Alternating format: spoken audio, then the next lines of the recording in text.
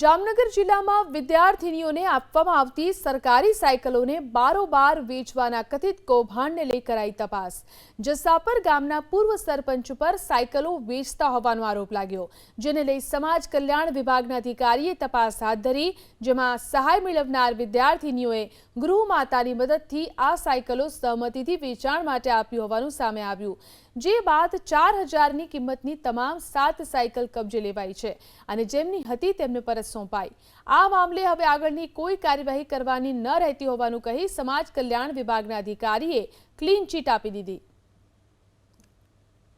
ગામમાં જસાપરમાં આ જે વિદ્યાર્થીનો સાયકલ મળે છે એ સાયકલો ગેરકાયદેસર જસાપરમાં વેચાય છે। આની તપાસ તાત્કાલિક કરવામાં આવે, જેને મળવા પાત્ર સાયકલ એને મળતી નથી ને જસાપરમાં 2500માં વેચાય છે। છગન વલ્લભભાઈ છગનભાઈ પનારા, ગામ જસાપર, અને એના ઘરેથી વેચે છે સાયકલ। આ સાયકલો જે દીકરીઓ હતી તેઓને લઈ જવા માટે થોડીક તકલીફો ઊભી થાય એવી હતી વાહન વ્યવહારની, એટલે એ સાયકલો ત્યાંના જે ગૃહમાતા છે હેતલબેન કરીને એમને સોંપેલ કે તમારે જે સાયકલો છે એમને વેચાણ કરવું હોય તો કરી નાખજો।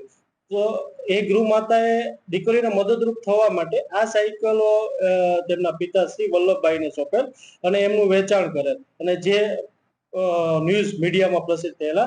પરંતુ ત્યાં સ્થળ તપાસ કરતા તેઓએ જણાવ્યું કે અમે દીકરીઓને મદદરૂપ થવા માટે જ આ કર્યું, તો એ કોઈ પૈસા કે નફાની ભાવનાથી આ કાર્ય કરેલું ન હતું।